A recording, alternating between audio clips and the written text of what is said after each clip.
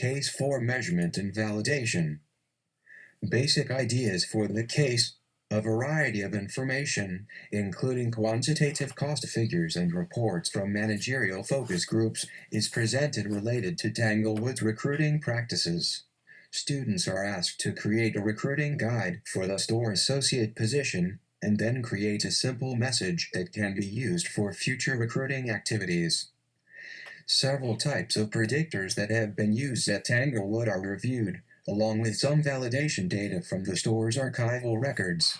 These traditional selection methods are presented alongside a new set of experimental selection techniques that are being tried out at a few locations. Examine the data provided in Tables 3.1 and 3.2.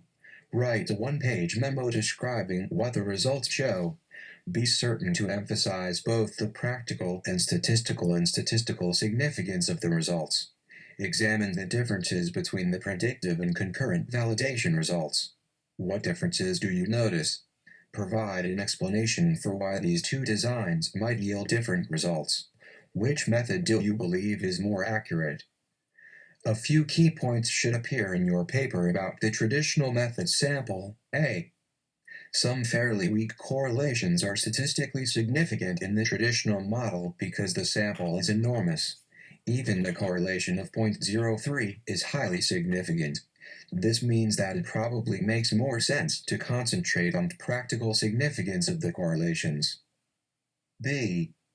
Education is a good predictor only of promotion potential, and it is the worst predictor of promotion potential of the three. C. Work experience appears to be a good predictor of performance and promotion potential. Work experience is the best predictor of performance available. D. Interview scores only predict promotion potential. E. All three of the traditional predictors are related to promotion potential. F. None of the traditional predictors are strongly related to citizenship or absence. A few key points should appear in your paper about the proposed method. A. Biodata and conscientiousness are the two best predictors of citizenship. B. Biodata and conscientiousness are also the two best predictors of absence. C. The applicant exam and extroversion are the best predictors of job performance. D. Although most of the measures are related to promotion potential, experience, interviews, retail knowledge, biodata, applicant exam scores, and conscientiousness are the best predictors. The biggest difference in the two samples is that the correlations are all higher in the experimental group. As the book states, sometimes there is random variation in correlations across samples, but in this case, the differences are rather large given the observed sample sizes. It may be that supervisors are taking greater care in selection if they are in the experimental group, or it may also be that the validation sample is made up of stores that make a stronger distinction in performance. One key question for selection methods is the content validity of selection methods. For each of the scales proposed by Tanglewwod, assess how well it matches the content that it claims to measure and how well it corresponds to the specific job of store associate. Make suggestions for how each method could better capture the content it seeks to measure. There are several ways to approach this question. Probably the most comprehensive is to do a complete staffing plan. Although this concept is not covered until the next chapter, it is worth reviewing.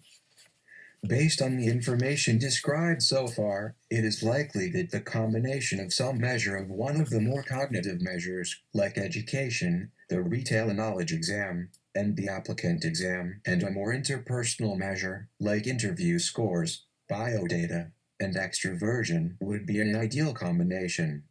Conscientiousness and biodata are also likely to be good predictors because they cover issues like absence and citizenship in a way that the other predictors do not. After summarizing the overall results of the staffing system, write a description of what Tanglewwod should do if it wants to find good candidates. The company would also prefer to use only 2 or 3 predictors, based on the analyses above and the data provided in the case. Describe which predictors you would recommend for this job and why these predictors are the best choices. You will have a great deal of space to determine which predictors they like the best. Many of you may be prone to pick the interview as a predictor. It should be noted that a combination of the applicant exam and the conscientiousness test would do an excellent job of finding high performers with good citizenship scores, low absence, and promotion potential. The biodata exam looks particularly good based on Exhibit 3.2, but it does have a significant drawback in terms of applicant reactions. Based on the description of the experimental validation procedure, do you believe that the observed validity estimates will generalize to other stores? Why or why not?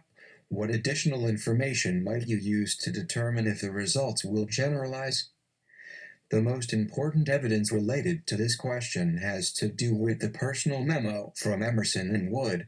It is clear that the test stores were aware that they were going to be closely watched by the organization's top management, and as such, they may have been especially careful about how they conducted hiring and performance appraisals during this period.